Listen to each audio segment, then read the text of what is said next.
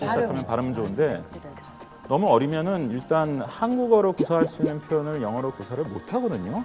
예를 들어 뭐 정부 하면 우리는 정부하면 뭔가 개념이 오지만 어린 아이들한테는 한글로 정부를 잘 모르는 애가 한국어로 영어로 거버먼트를 이해할 리가 없어요. 우리말에 대한 좀 어디 기초를 더 확고히 해두는 게 낫다. 그리고 두 번째는 뭐냐면 영어 유치원을 보냈다가 이 낭패를 보는 애들이 있는데 영어에 대해서 흥미를 잃는 애들이에요. 오히려. 중학교 들어갈 때까지 영어 교육의 목표는 영어를 많이 시키는 게 아니에요. 영어에 대해서 흥미를 유지하는 거예요. 특히 영어 교육에서 가장 나쁘게 되는 경우는 공포심을 가지게 되는 경우입니다. 그러니까 제가 아까 벌써 몇몇 아이들은 그럴 가능성이 있다라고 엿보이거든요. 그러니까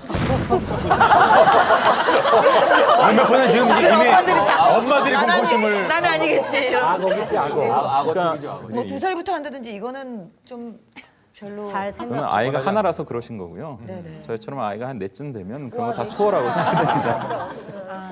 초월했군요. 예. 강남 엄마 한 분 계세요. 강남 엄마 제대로 우리 또. 전형적인 강남 엄마 계십니다. 조민희 씨, 네네. 예, 뭐 치맛바람에 거의 뭐 일조하시는 분이죠. 뭐. 예. 사실 뭐 장난 아니죠. 근데 제가 지금 이제 사는 곳이 삼성동이에요. 근데 영어 유치원 얘기했잖아요.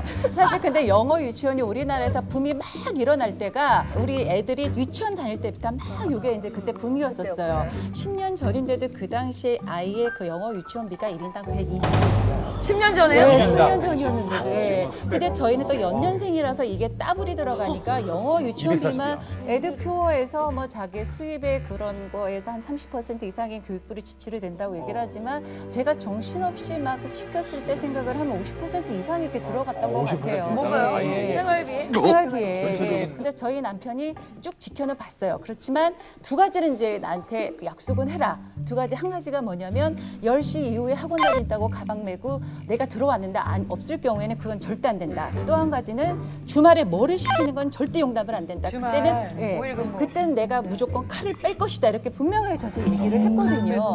근데 논술이라는 걸 시켜야 되는데 이런 평일에 시키지 못하는 이유 중에 하나가 영어 학원, 수학 학원만 다니고 학교 다니다 보면 시간이 안 맞으니까 애들하고 팀을 짜서 일요일 날 사실 이걸 집어넣을 수밖에 없는데 그럼 아빠한테 완전히 이거는 끝장이잖아요. 그래서 내가 아빠한테 뻥을 치자. 거짓말을 해서 네가 학원 간다는 얘기를 하지 말고 친구 집에 가서 책을 읽고 온다고 그냥 얘기를 해. 이래서 했더니 얘 또 엄마 말을 듣더라고요. 아직까지는. 근데 어느 날 이제 일이 사건이 터졌어요. 아빠가 머리를 자르러 가재요. 그래서 갔는데 우리 아들이 엄마 나도 자를래. 그러면서 둘이 자르다 보니까 시간이 이게 초과가 된 거예요. 근데 학원 갈 시간이 됐고 거기다 또 밥을 먹고 가재요, 신랑이. 그래서 학원 근처까지 가서 짜장면을 시켰는데 늦게 나오는 거예요. 또 막히고 이래서. 그래갖고 내가 우리 딸한테 영아야 그냥 갔다 와서 엄마가 이따 더 맛있는 거 사줄게 이렇게 얘기를 했는데 갑자기 얘가 너무 억울한지 앉아있던 자리를 팍 차려놔더니 엄마 진짜 미워 이러면서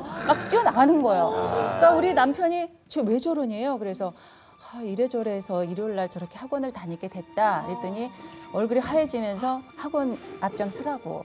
그래도 정말 가가지고 학원 문을 열고 공부하고 선생님 있는 데서 나오라고. 나는 이제 막 벌벌 떨고 있었어요. 이제 큰일 났다. 오늘 난 뒤지게 혼나고 정말 부부싸움 나겠구나 벌벌 떨고 있는데 그냥 차에 타래요. 그러더니 아무 소리도 안 하고 1시간 동안 그냥 서해안을 밟기 시작을 한 거예요. 서해안? 서해안을 달렸어요 무조건. 그냥 바닷가를 향해서 쫙 달렸는데 좀 지나고 나서 이제 한마디를 하더라고요.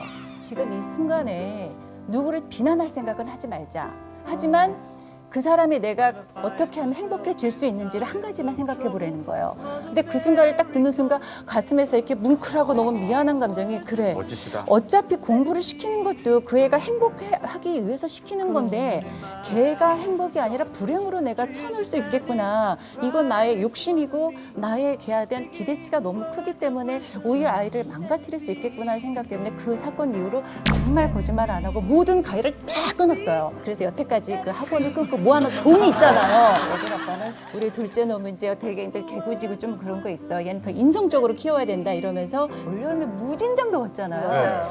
국토대장정을 11박 12일을 걸어서 애 혼자? 네, 혼자 600명 속에서 그냥 사진 집어 나오고 온 거예요. 있네요. 네, 저 우리 아들. 네.